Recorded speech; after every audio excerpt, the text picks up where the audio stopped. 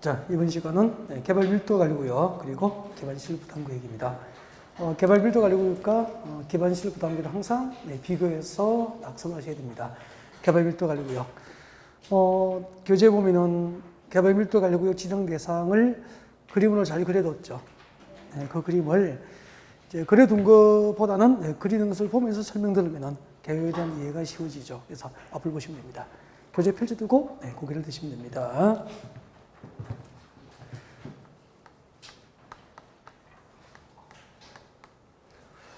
개발 밀도 관리 구역, 개발 밀도 관리 구역. 제목을 보고 말하는 연습을 해볼 것. 이미 개발이 완료된 지역에서, 이미 개발이 완료된 주거지역, 상업지역, 공업지역, 이미 개발이 끝난 주거지역, 상업지역, 공업지역에서 재개발, 재건축 등 새로운 개발 행위로 기존의 도로, 상하수 시설, 학교 등 기반시설 부족은 예상되지만, 기반시설 부족은 예상되지만 새로운 기반시설 설치가 곤란한 지역을 대상으로 개발되는 밀도를 낮추어 관리할 목적으로 지정되는 구역을 개발 밀도 관리 구역이다라고 하게 됩니다. 설명 듣고 다시 해보겠습니다. 봐주시죠. 여러분, 여기는 강남역이죠. 제가 개발 밀도 관리 구역을 예를 들 때는 강남역 주변 지역을 많이 예를 들죠. 강남역이에요. 2호선 강남역입니다. 여기는 역세권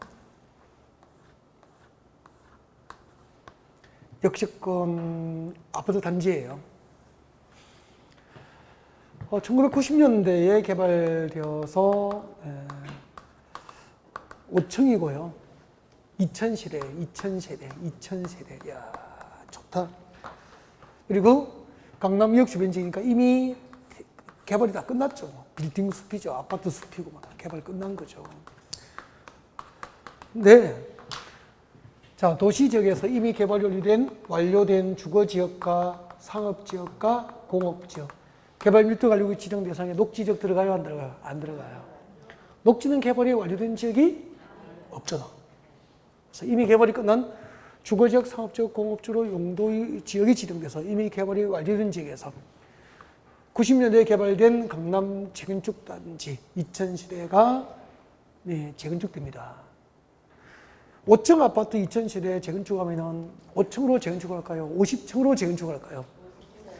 법이 허용하면은 50층으로 재건축하겠죠. 그렇게 해서 고밀도 개발로 재건축이 추진된다면 재건축에 있는 2000세대가 폭발적으로 시대수가 증가돼서 6000세대가 될 수도 있는 거잖아요. 그러면은 강남대로, 도로 너비는 도로는 그대로죠. 도로의 교통량을 수용할 능력이 턱없이 부족이 예상되잖아요. 상수도 공급 능력, 강남을 개발할 때 상수도 시설 설치했으니까 부족하잖아. 하수 시설의 처리 용량 부족이 예상되잖아요. 인근 지역의 초등학교에서 재건축하기 전에는 이 지역 아이들을 수용했지만 재건축 단지는 6000세대가 되면은 단지 안에 초등학교를 하나 별도로 만들어야 될 만큼 학교의 학생 수용 능력도 부족할 것이 예상이 되죠. 네. 이 개발, 자, 이런 지역을 대상으로 이미 개발이 끝난 주거지역, 상업지역에서 재개발, 재건축 등 새로운 개발 행위가 고밀도 개발로 추진됨으로 인해서 기존의 도로, 상하수 시설, 학교 등 기반시설 부족은 예상되지만 새로운 기반시설 설치가 가능한 지역입니까? 곤란한 지역입니까? 곤란한 지역을 대상으로 이 지역에 개발되는 건축 등 개발되는 밀도를 낮추어 관리할 목적으로 지정하는 것을 개발 밀도 관리 구역이라고 하는 거죠. 그러면 개발 밀도 관리 구역이 지정되면 재건축하고 재개발할 때 개발 밀도를 낮춰야 되니까 해당 용도지가 허용될 금표율과 용적률을 강화 적용합니까? 완화 적용합니까? 강화 적용하게 되죠. 그래서 금표율과 용적률을 모두 강화 적용할 수 있다고 되어 있는데 대통령 내에서는 실제로 해당 용도지역에 허용될 용적률 몇 %죠? 50%. 50% 범위에서 용적률을 강화 적용할 수 있다라고 되어 있다고. 법률로 금표강 용적률을 모두 강화 적용할 수 있다고 되어 있습니다. 대통령 내이 정하는 바에 따라서 금표강 용적률을 모두 강화 적용할 수 있는데 실제로 대통령 내에서는 해당 용도지역에 허용될 용적률만 50% 범위에서 용적률 강화 적용을 할 수 있다. 그렇게 규정하고 있죠. 네. 이게 개발밀도 관리구역이에요. 그래서 개발밀도 관리구역이 어디에 지정되는지 항상 이 강남역 주변 지역 역세권 아파트 재건축을 사례를 들어서 설명하거든요. 이걸 상상하고 개념을 만들어 가야 돼요. 그럼 이건 없이 제목보고만 해봅시다. 자, 도시지역에서 이미 개발이 완료된 주거지역, 상업지역, 공업지역에서 재개발, 재건축 등 새로운 개발 행위가 고밀도 개발로 추진됨으로 인해서 도로 등 기반시설 부족은 예상되지만 새로운 기반시설 설치가 가능한 지역입니까? 곤란한 지역입니까? 곤란한 지역을 대상으로 개발되는 밀도를 낮추어 관리할 목적으로 지정되는 것을 개발밀도 관리구역이라고 합니다. 그러면은 이 개발밀도 관리구역은 어차피 새로운 기반시설 설치가 곤란한 지역이니까 이 개발밀도 관리구역 안에서 개발허가를 신청할 때는 기반시설 설치나 용지 확보에 관한 계획서를 첨부하지 아니한다고 아까 앞 시간에 공부한 거예요. 왜 개발밀도 관리구역에서는 개발허가 신청을 제출할 때 기반시설 설치나 용지 확보 계획서를 첨부하지 않는지 이해가 되죠, 이제. 네. 그 다음에 기반시설 부담구역으로 바로 갈 거예요. 기반시설 부담구역은 어디에 지정되느냐면은 개발밀도관리구역 이외의 신도시 개발지역이에요. 신도시 개발지역. 그러면은 신도시 개발지역이니까 강남입니까? 서울시까지 외곽으로 나가야 되잖아요. 나가야 되는 거예요. 그러니까 기반시설 부담구역 지정 대상인 거죠. 기반시설 부담구역은 신도시 개발지역에서 신도시에 필요한 도로, 상하수 시설, 학교, 공원, 녹지, 폐기물 처리 및 재활용 시설 등 기반 시설을 직접 설치하고 그리고 그 기반 시설 설치에 필요한 용지 확보 등을 목적으로 지정하는 게 뭐죠? 기반 시설 부담 구역이에요. 그래서 아까 기반 시설 부담 구역은 재개발, 재건축 되는 지역입니까? 신도시 개발 지역입니까? 신도시 개발 지역, 신도시. 그럼 신도시 개발은 대부분이 사적 개발입니까? 공적 개발입니까? 공적 개발이기 때문에 기반시설 부담구역 안의 토지 소유자는 사적으로 하는 개발 행위는 최장 몇 년이었죠? 5년 동안 개발 허가가 제한될 수 있다. 그렇게 되는 거죠.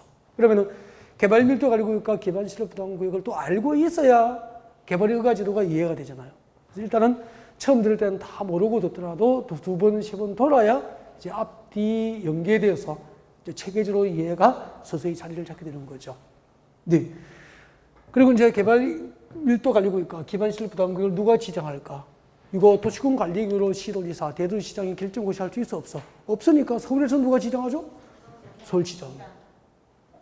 이쪽이 경기도 성남시가 날 구역이면 누가 지정하죠? 성남시장이. 그렇게 되는 거죠. 안 외워도 되잖아. 중앙정부가 지정할 일이 있어 없어? 없죠. 국토부 장관이 지정하지는 않는 거죠. 그 다음에 개발밀도관리구역 지정 대상이 어떻게 되죠? 개발밀도관리구역 지정 대상은 4가지 단어만 딱 기억하면 돼요. 도로, 상수도시설, 하수도시설, 학교 등 기반시설 부족이 예상되지만 기반시설 설치가 곤란한 지역을 대상으로 지정하는 것은 개발밀도관리구역이잖아. 개발밀도관리구역 지정 대상은 단어 4개, 기반시설 4개를 딱 이용하면 되죠. 도로, 상수도시설, 하수도시설, 학교, 이 4가지 시설 용량 부족이 예상되는 지역이에요. 연수가 들어가면 향후 몇 년 내에? 2년 내에 몇 %? 20% 이상 부족이 예상되는 지역은 개발밀도관리구역 지정 대상이 되는 거죠. 근데 기반시설 부담구역의 의무적 지정 대상, 기반시설 부담구역을 의무적으로 지정할 수 있는 대상은 신도시 개발지역이니까 신도시가 개발되려면 생각해봐요. 해당 지역의 개발행위 제한이, 개발행위 제한이 완화되거나 해제가 돼야 되죠. 그럼 이 지역의 개발행위 제한을 완화하고 해제하는 것은 말로 합니까? 법으로 해야 됩니까? 법으로. 그래서 법령의 제정 개정으로 행위 제한이, 개발행위, 행위 제한이 완화, 해제되는 지역은 의무적으로 기반시설 부담구역을 지정해야 한다. 이렇게 이해가 돼.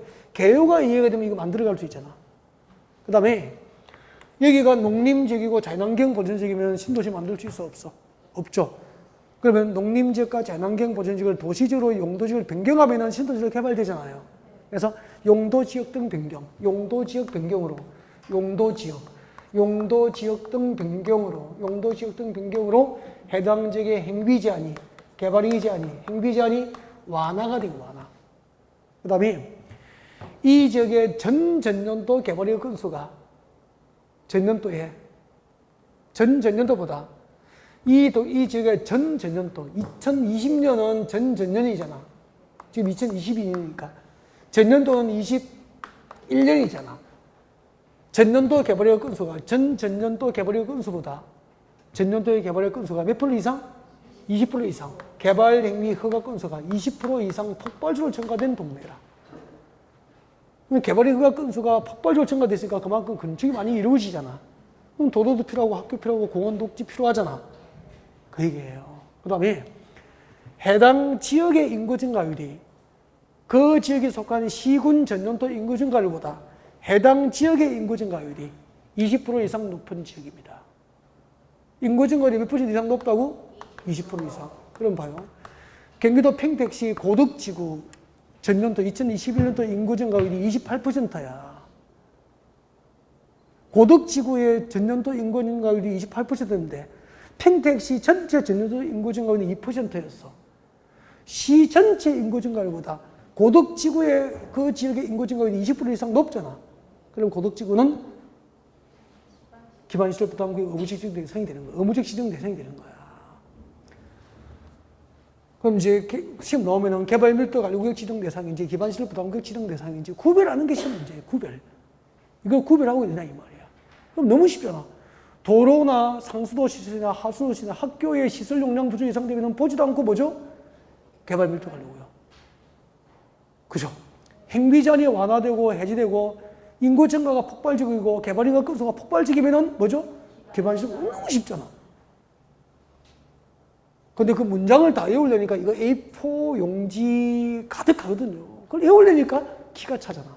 이해하니까 별로 외울 것도 없는데. 필기를 최소화한다. 자료를 최소화한다. 그리고 집중적으로 반복한다. 많이 들으면 강의 한 두세 번 들으면 확 들어오지 않습니까? 맞죠?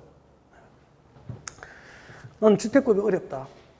날 잡아서 일요일날 딱 와서 인터넷 강의 주택법 4시간 하잖아. 그날 일요일날 2번만 반복해서 들어봐. 2번만 반복해서 들어봐. 2번만 주택법 반복해서 듣고 집에 가서 또 한 번 듣고 지쳐서 자면 3번 하루에 들어버리면 끝난 거죠, 주택법. 별거 없죠? 하루에 한 3번 들어야 되죠. 옛날에 강남에서 제가 강의할 때 부동산 복분이었어. 옛날에 복분이라고 했다. 부동산 전문가를 복분이라고 할 때가 있었어. 그분도 한 15년 전에 만났던 분인데 부동산의 귀신이었어요. 그 당시에 15년, 20년 전에.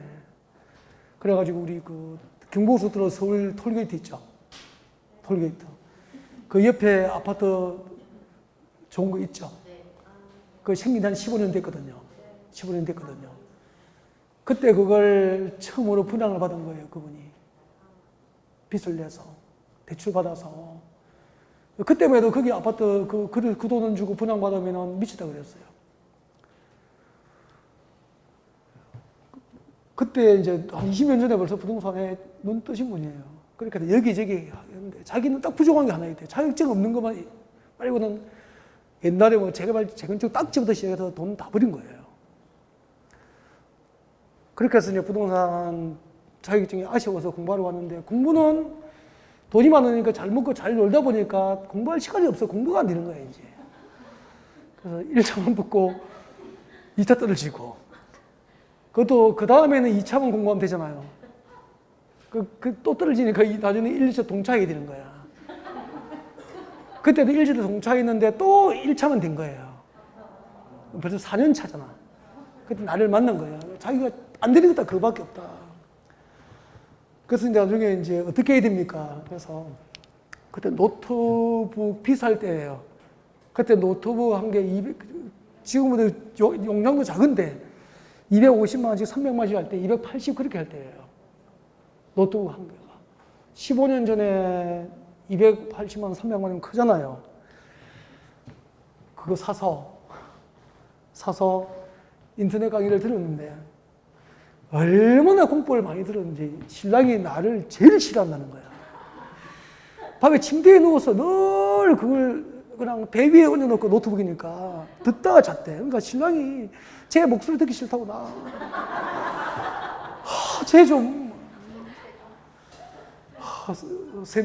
우리 신랑 만나면 큰일 나게 맞을 거라고.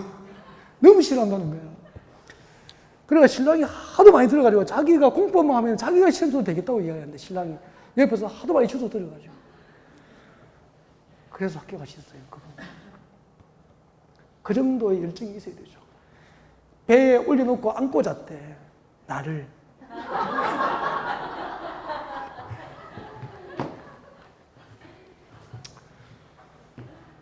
근데 그런 분들도 연락하고 저 그림 선물도 받고 했었거든요. 막 했는데 학교 가니까 좋아서 뭘 해줄까 막 다 했는데 제가 가끔 농담을 하죠. 100억이 넘으면은 잘 안 만나지더라고요. 그러니까 50억 정도까지는 친하게 지내요. 그분들은. 그러다가 한 100억 넘어가면 거의 끊어집니다. 저도 좀 부담되고요. 너무 부자가 돼버리니까 부담되고 그러더라고요. 그래서 적당히 보세요. 50억에서 100억 사이가 제일 좋은 것 같다.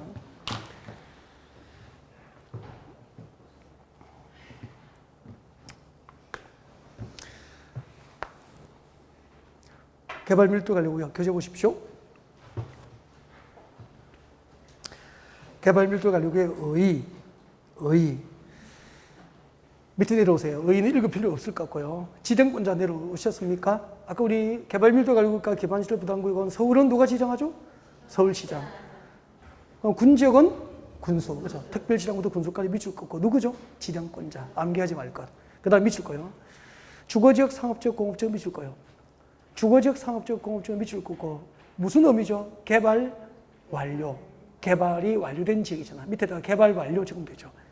이미 개발이 완료된 주거지역, 상업지역, 공업지역에서 개발행위 동그라미. 이때 개발행위는 뭐죠?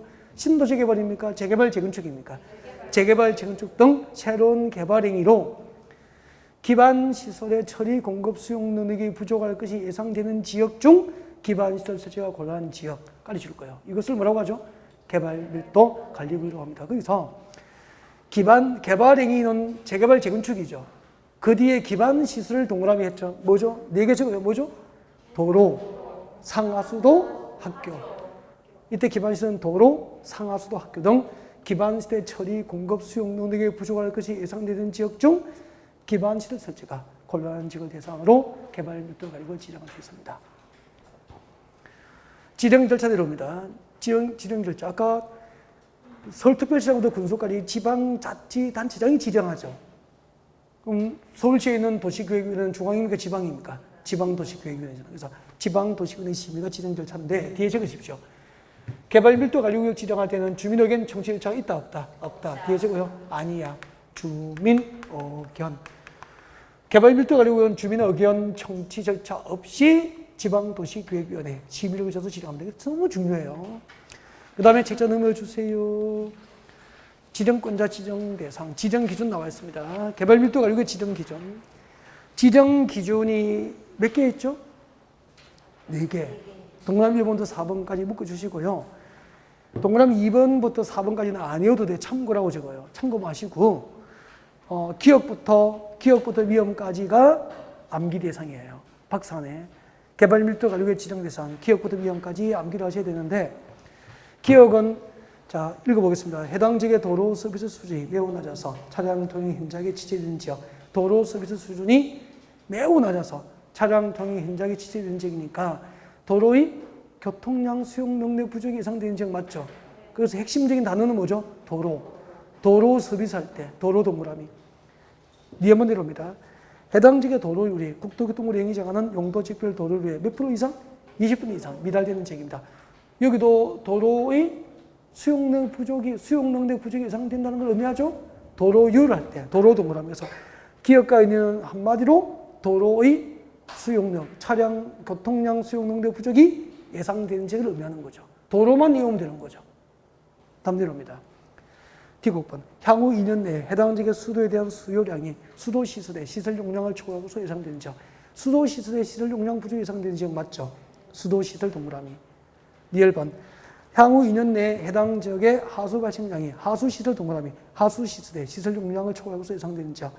B번.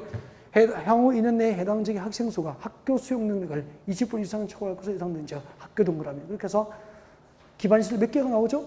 도로 4개. 이 4개의 시설 용량 부족 예상되면 개발 밀도 관리의 지정 대상이 됩니다. 그 다음에 5번 내려오시고 지정효과. 개발 밀도 관리국에서는 해당 용도적 지정들 금표 용적률을 완화 적용합니까? 강화 적용합니까? 대통령 내이 제한하는 법에서 강화하여 적용할 수 있는데 강화 적용 미칠 것이고 강화하여 적용할 수 있는데 대통령 령을 동그라미 하시고 대통령 령에서는 뭐만 정하고 있다고 했죠? 밑에 적어요. 용적률. 대통령 령 동그라미에서 적으세요. 용적률 몇 퍼센트? 50%. 해당 용도 지역의 형들 용적률 50% 범위에서 용적률을 강화하여 적용할 수 있다라고 되어 있습니다. 그러니까 법률에서는 금필과 용적률이 모두 강화 적용될 수 있다라고 되어 있지만 실제로 대통령령에서는 용적률 강화에 대한 규정만 있습니다. 아셨죠? 네. 그 다음에 기반시설 부담구역이죠. 기반시설 부담구역. 자, 오른쪽으로 오세요. 276페이지. 자, 기반시설 부담구역. 지정권자는 설명 안 해도 되죠? 네. 의무직 지정 대상 발표하시고, 이때 의무직 지정 대상도 아까 설명 다 드렸죠? 앞 시간에. 조금 전에 설명 다 드렸죠? 한마디로 재개발 재건축되는 지역입니까? 신도시 개발 지역입니까? 신도시 개발 지역이잖아. 그래서 1번 행비 제한이 완화되거나 해제되는 지역. 법령의 제정 개정으로 행비 제한이 완화 해제되는 지역이죠. 그 다음에 용도지역 변경으로 행비 제한이 완화되는 지역. 설명 다 드렸잖아. 전년도 개발허가 건수가 전년도 허가 건수보다 몇 프로? 20% 이상 폭발적으로 증가된 지역. 아까 설명 다 드린 거죠. 그 다음에 해당 지역의 전년도 인구 증가율. 전년도 인구 해당 지역의 전년도 인구 증가율이 전년도 시군 그 지역에 속한 시군 전년도 인구 증가율보다 몇 퍼센트 이상? 20% 이상 높은 지역. 그다음에 그다음 이렇게 주면 돼 이거는. 자, 개발 밀도 가지고 기반시설 부담구역 지정할 때는 기반시설이 적절하게 배치될 수 있도록 최소 얼마? 10만 주 이상. 10만 주 이상 규모로 지정이 가능합니다. 최소 지정 면적 규모는 얼마 이상이 되어야 되죠? 10만.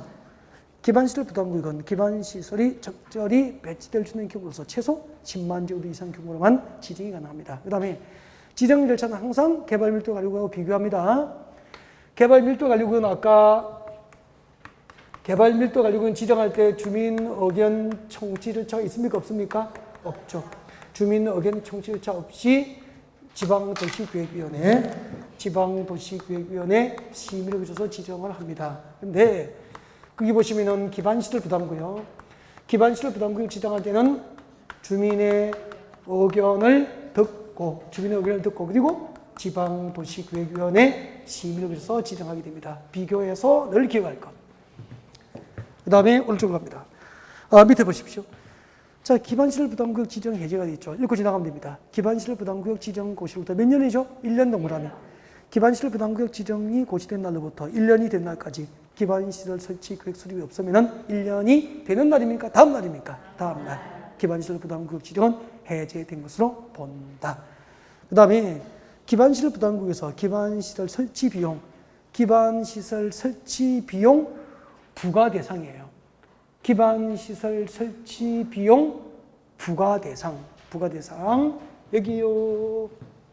여러분, 이 기반시설 부담구역으로 지정된 이 동네에서 여기 기반시설 부담구역이 지정된 이 동네에서 이제 택지를 분양받잖아요.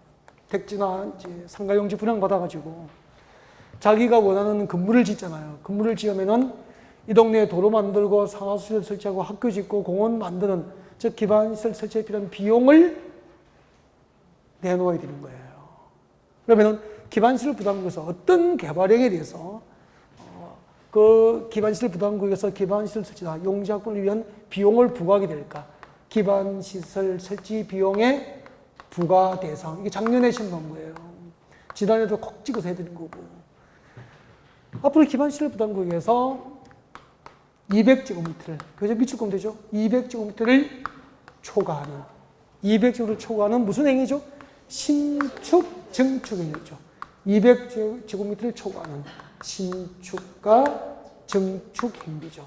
신축과 증축 행위를 하는 자에게 기반시설 설치 비용을 부과를 합니다. 여기 200제곱미터를 초과하는 건축 행위를 하는 자에게 설치 비용을 부과할 수 있다. 옮겼습니까? X잖아. 건축 행위가 아니고 뭐죠? 신축과 증축 행위만. 그러면 개축, 재축, 이전은 건축이지만 기반시설 설치 비용 부과 대상이 아니에요. 신축과 증축 행위에 대해서만. 200제곱미터를 초과하는 신축과 증축 행위에 대해서 설치 비용을 부과하게 되고요. 그 다음에 신축과 증축은 건축법상 건축 허가 대상이죠. 그러면 신축과 증축을 목적으로 건축법상 건축허가를 받으면은 그 허가를 받은 날로부터 몇 개월 내에 설치 비용을 부과하죠? 2월 내에 설치 비용을 부과합니다. 부과 시기 되는 거죠. 부과 대상, 부과 시기. 그다음에 부과를 받으면은 붙어야 됩니까? 납부해야 됩니까? 설치 비용 납부를 해야 되잖아. 언제까지 납부해야 되냐면은 신축과 증축이 끝나면은 중공사 받죠. 신축과 증축이 끝나면 준공사를 받아야 되죠. 준공사를 건축법에서는 뭐라고 합니까? 사용 승인. 그래서 신축과 증축 완료 후 사용 승인 신청 시까지 부과받은 설치 비용을 납부를 합니다. 이것은 납부 시기 그렇게 되죠. 자료 정리가 다 돼 있죠?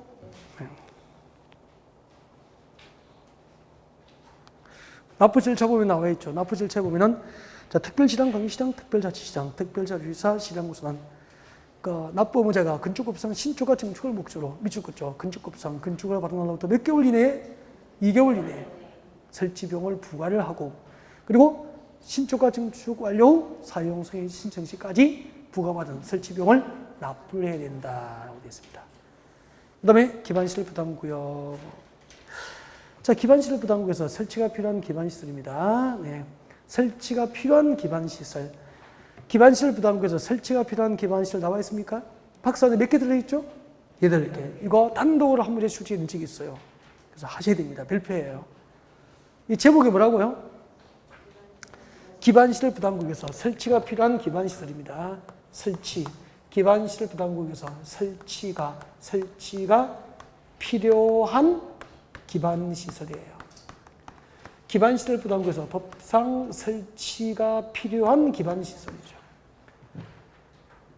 기반시설 부담구역에서 설치가 필요한 기반시설의 종류 암기를 하셔야 되는데 도로, 공원, 녹지, 학교, 수도, 하수도, 폐기물 처리 및 재활용 시설 등이 설치가 필요한 기반시설인데 학교 동그라미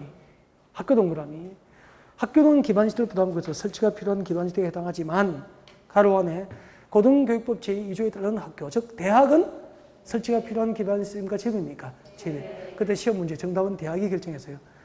다음 중 기반시설 부담구역에서 설치가 필요한 기반시설에 해당하지 않는 것은 대학이 정답이었어요. 그럼 이제 이번에 시험에 나오면은 동그라미 1번 봅니다. 도로는 설치가 필요한 기반시설 맞죠? 가로 안에 줄 거죠. 인근의 감선도로부터 기반시설 부담구역까지 진입도로를 제외합니까? 포함합니까? 포함. 진입도로 포함 동그라미. 진입도로를 포함합니다. 인근의 감선도로부터 기반시설 부담구역까지 진입도로도 설치가 필요한 기반시설에 해당됩니다. 진입도로 포함. 그걸 외워야 돼요. 그 다음에 5번 내로입니다. 자, 수도는 설치가 필요한 기반시설인데 인근의 수도로부터 기반시설 부담구역까지 연결하는 연결수도도 제외입니까? 포함입니까? 포함. 연결수도 포함 동그라미. 하수도도 마찬가지예요. 하수도도 가로에 인근의 하수도로부터 기반시설 부담구역까지 연결하는 연결하수도를 포함합니다. 그래서 진입도로 포함, 연결하수도 포함, 그리고 연결수도 포함. 학교 중 대학은 제외. 그리고 기반시설 부담구역 의무적 지정 대상은 아까 조금 전에 체크했죠. 네, 체크해서 참고하시면 되고 책 좀 넘겨보십시오. 그 다음에 기반시설 부담구역 지정 기준도 아까 기억본에 지정기준도 동그라미 2번에 지정기준도 기억번에 기반시설 부담구역 지정면적은 기반시설이 적절하게 배치되어 있는 규모로서 최소 얼마? 10만 줄 이상 규모로 지정할 수 있다 그렇게 말씀드렸었고요. 지정 절차도 주민의 의견 듣고 지방도시구역의 심의를 거친 거 다 해드린 거 맞죠? 네. 그 다음에 건축물별 기반시설 유발 개수는 암기를 하셔야 됩니다. 이건 좀 암기. 지금 그게 중요하다고 밑줄 꺼드린 것 위주로 좀 암기를 좀 했으면 좋겠어요. 알겠죠? 단순 암기 사항인데 출제가 자주 되기 때문에 그래서 문제풀이 할 때 다루게 될 겁니다. 보면은 23회, 25회, 28회 비교적 단순 암기 사항인데 출제가 잦죠. 그래서 암기를 꼭 할 수 있도록 하고 문제풀이 할 때 아무튼 암기하게 할 거예요. 그 다음에 내려오시고요. 기반시설 이루어집니다. 자, 기반시설에서 1번 기반시설 분류표가 나와 있죠. 박스 있잖아, 제일 밑에.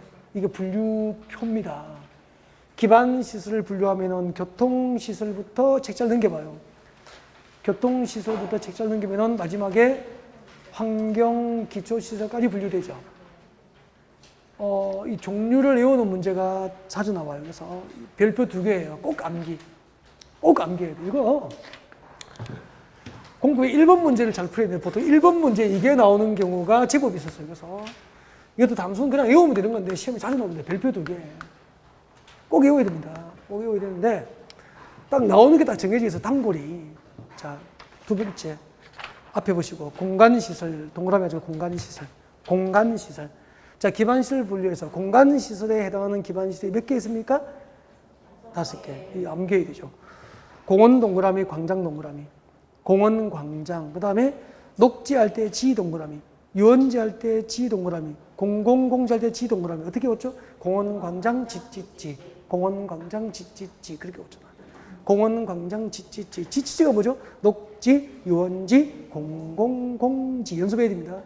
공원, 광장, 지지지. 그 다음에 교통시설하고 유통공급시설하고 공공문화체육시설 암기를 안 해도 거의 상식으로 돼요, 이게. 얼추 돼요.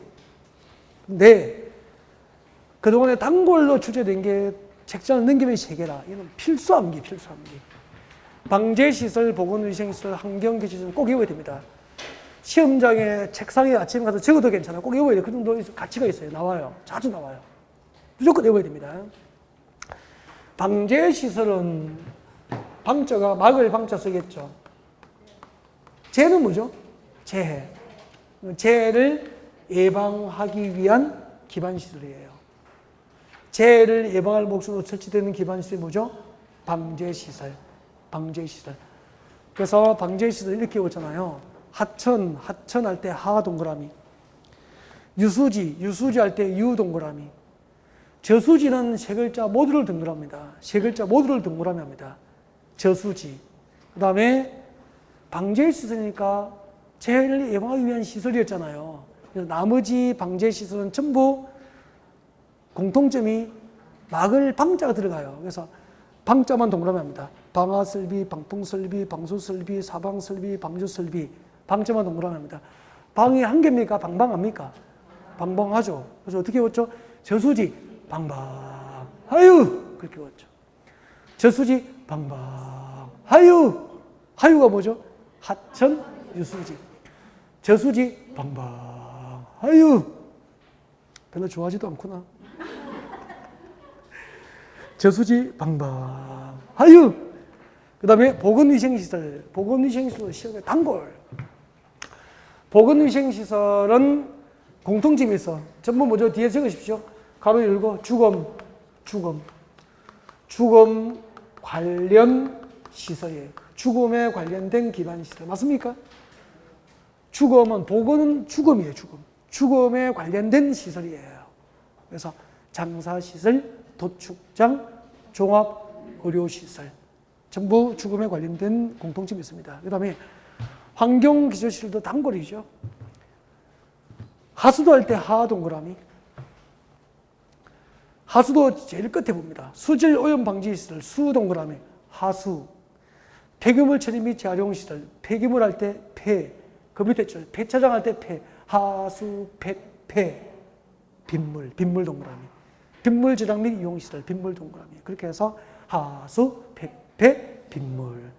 하수, 폐폐, 빗물. 하수, 폐폐, 빗물. 그리고 보건위생시설은 주거 관련 기반시설. 방제시설은 저수지, 방법. 아유, 암기합니다. 그 다음에 2번에 봅니다. 도시공계획시설. 도시공계획시설. 이 부분도 시험에 엄청 자주 나왔죠. 도시공계획시설.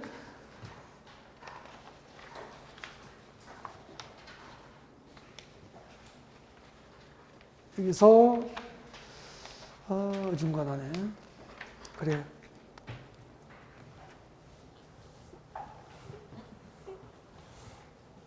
오늘 국토교육부 마무리할 거예요. 1, 2월 달에 6주 동안 강의했던 것이 이제 5, 6월 달에는 요약 강의는 3주 만에 지금 끝내는 거예요. 진도가. 그렇게 농지법까지 다 나와요, 이제. 자, 도시공계획시설 보겠습니다. 앞에 봐주십시오. 예. 기반시설이 뭐죠? 도로, 지하철, 공원, 녹지, 상하수도, 주차장 등 도시민의 생활에 기반이 되는 시설.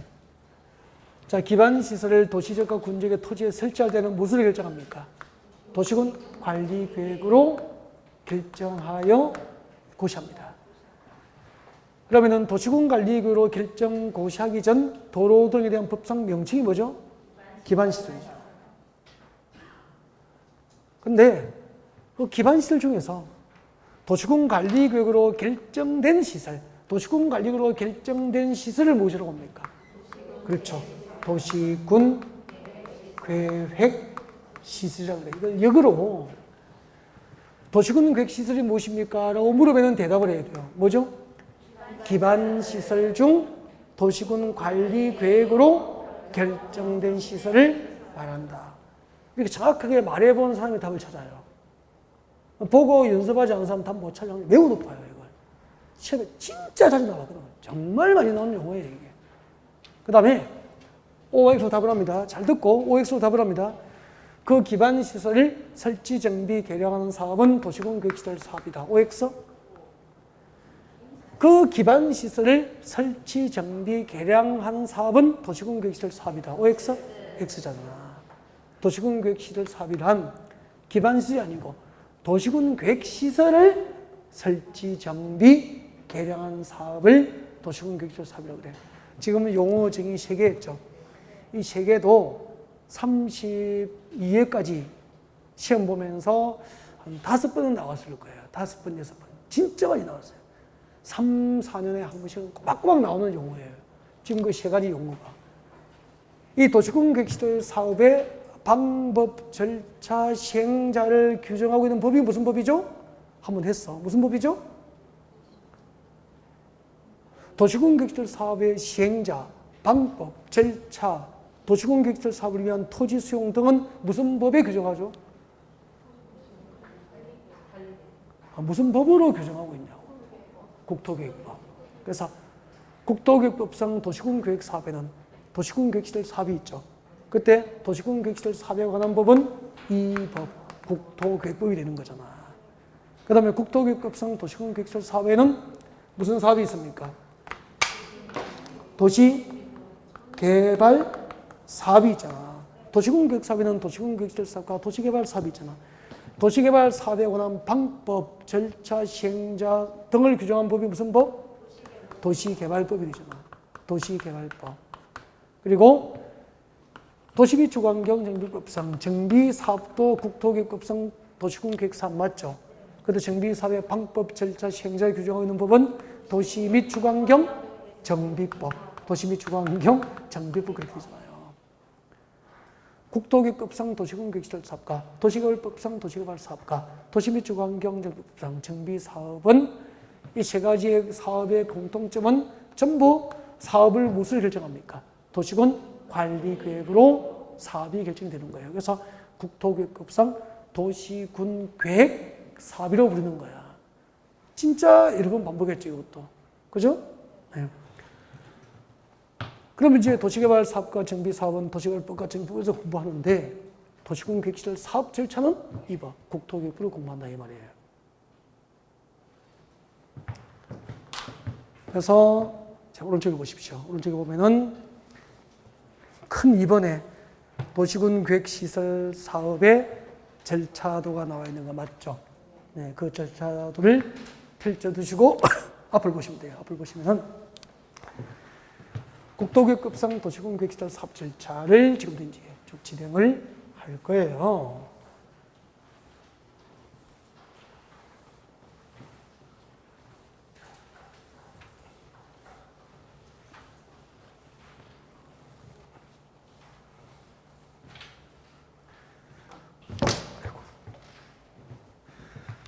여기요.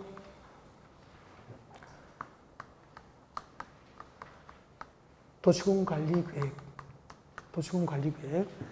도시군 관리계획으로 정책으로 입안해야 될 대상. 1번이 뭐죠? 용도지역, 용도지구. 2번의 용도구역. 용도지역, 용도지구, 용도구역의 뭐죠? 지정. 지정과 변경하는 계획이 도시군 관리계획이다. 3번이 뭐죠? 기반시설이죠. 여기에서 이제 기반시설 설치, 정비, 개량에 관한 계획이다. 도로, 지하철 등으로 쭉 나가잖아요. 이렇게. 이렇게 도로나 지하철 등 새로운 기반시설을 도시지역과 군지역의 토지에다가 새로 설치할 때는 도시군 관리계획으로 정책을 입안해서 결정 고시하게 되죠. 그때부터 도로 등에 대한 법상 명칭이 바뀌어버리죠. 뭐로 바뀌죠? 도시군 계획시설로 바뀝니다. 이 도시군 계획시설을 설치하고 정비하고 개량하는 사업이 무슨 사업이죠? 도시군 계획시설 사업이죠. 그러면은 서울에서 도로 만들고 서울 지하철 건설하고 한강대교 만들고 고척동에 야구 돔 경기장 건설하고 전부 서울시 무슨 사업이죠? 도시군 계획시설 사업이 되는 거죠. 그러면은 도시군 계획시설 사업이 결정되면은 그 도시군 계획시설 사업, 도로 만들고 지하철 만들고 한강대교, 고척동, 야구, 돔, 경기장 건설하는 것은 개인의 민간 자원을 합니까? 국가 재원을 합니까? 국가 자원, 국가 재원, 예산으로 하잖아요. 그럼 예산은 회계연도가 1월 1일부터 12월 31일까지를 하나의 회계연도로 해서 예산이 계획되고 국회에서 심의 확정이 되면은 그 다음에 정부가 집행을 하잖아요. 그래서 사업이 결정되면은 도시군 계획시설 사업 결정 고시부터 몇 개월? 3월 내에 매 연도별 재원 조달 계획과 보상 계획 등이 포함된 연차별 사업 계획이 준비됩니다. 이것을 무슨 계획이라고 그랬죠? 단계별 집행 계획이라고 하는 거죠. 단계별 집행 계획이라고 하는 거예요. 도시군 계획시설 사업 결정 고시부터 3개월 내에 재원 조달 계획과 보상 계획 등이 포함된 단계별 집행계획 수립이 있어야 됩니다. 그 다음에 단계별 집행계획 수립이 공고되면 그 다음에 뭐 하죠? 사업 시행자, 도시군 계획시설 사업 시행자를 결정합니다. 결정되면은 그 결정된 시행자가 사업을 실시하기 위해서, 사업을 실행하기 위해서 준비하는 세부적인 사업계획을 뭐라고 합니까? 실시계획. 시행자가 작성하는 세부적인 사업계획을 실시계획이라고 하고요. 실시계획의 작성과 인가고시가 있게 됩니다. 실시계획 인가고시되면 인가고시는 실시계획에 따라서 본격적으로 도시군 계획시설 사업 시행 공사에 들어갑니다. 본격적으로 사업 시행 공사에 들어가게 돼요. 그때 원활하게 도시군 계획시설 사업이 가능하도록 사업 시행을 지원하는 제도가 있죠. 이걸 목차로 외우라고 그랬거든. 이 목차, 이게 떠올라야 돼, 이게. 지금쯤 이게 떠올라야 되지, 목차를. 원활한 도시군 계획시설 사업을 지원하기 위한 제도가 무엇이 있습니까? 목차들이 떠올라야 됩니다. 하나도 안 떠오르면 공부 열심히 해야 됩니다. 침대에 누워서 이제 침대 위에 노트북 올려놓고 핸드폰 올려놓고 졸면서 이제 자야 됩니다. 네. 옆에 있는 신랑이 저를 지독하게 미워할 때까지 공부해야 된다니까. 그래야 합격이 되는 거예요. 신랑이 내가 누군지도 모르면 합격이 힘들어진다니까. 제 목소리 좀 안 들었으면 좋겠다 해야 이제 합격하는 거야. 사업 시행. 끝났어요. 뭐죠? 동사 완료고 무엇을 만들어서 뭘 받죠? 준공검사를 받죠. 인가 고시는 실질 계획대로 틀림없이 사업이 완료되면 준공검사를 하고 공식적으로 공사 완료를 공고함으로써 모든 사업 절차가 마무리되는 거죠. 그럼 여기서요. 도시공개시설 사업 절차는 솔직히 매년 시험에 나오는 파트는 아니죠. 2년에 한 번 한 정도. 출제 가능성이 높진 않아요. 딱 시험 나오게 정해져 있잖아요. 원활한 사업 시행을 지원하기 위한 규정, 이 부분 나올 수 있고요. 그 다음에 사업 시행자 가능성이 있고요. 단계별 집행 계획하고 실시 계획 부분은 그렇게 중요하지는 또 않고요. 생각보다는. 근데 이제 단계별 집행 계획 이런 거 막 그림 그리고 다 하잖아. 다 헛방이에요. 그렇게 잘 나와. 단독으로 나오는 경우는 못 봤습니다. 저는 별로 기억이 없는 거야. 그럼 단계별 집행 계획은 도시공개시설 사업 결정으로서는 3개월 내에 수립됩니다. 그러면은 단계별 3개월 내에 수립하는데 단계별 집행은 이거잖아. A 지역과 B 지역을 연결하기 위한 도로, 고속도로 건설 사업이 결정되면 1년 만에 공사를 할 수는 없잖아. 매 연도별 재원 조달 예산을 확보하는 거잖아. 매 연도별 재원 조달 계획과 보상 계획 등이 포함된 연차별 사업 계획을 단계별 집행 계획이라고 그래요. 예를 들면 이 구간은 1년차에 재원을 조달 예산을 확보해서 여기에 포함된 땅과 건물은 강제 수용하고 보상을 해야 되잖아요. 1년차에 재원을 조달하고 보상 절차를 마무리할 거야. 이 구간은 2년차에 재원을 조달하고 보상 절차를 끝낼 거야. 3년차, 4년차, 5년차. 이게 단계별 집행계획이라. 대답해요. 3년 이내에 시행해야 될 도시공개시설 사업의 몇 단계? 1단계 집행계획이라고 부르고 3년 이후에 시행해야 될 도시공개시설 사업의 몇 단계? 2단계 집행으로 불러요. 그리고 매년 몇 단계를 검토하죠? 2단계 집행을 검토해서 그중 3년 이내에 시행해야 될 도시공개시설 사업은 이를 1단계 집행계획에 포함시킬 수 있다, 없다? 있다. 이런 거 읽고 지나가면 돼요. 그 다음에 단계별 집행계획은 무엇을 내용을 한다고 그랬죠, 금방? 자료에는 보이지 않더라고요. 단계별 집행계획은 무엇을 내용을 하죠? 단계별 집행계획 내용. 단계별 집행계획은 그렇죠. 재원 조달, 예산 확보하는 거죠. 재원 조달 계획과 수용하면 보상해야 되죠.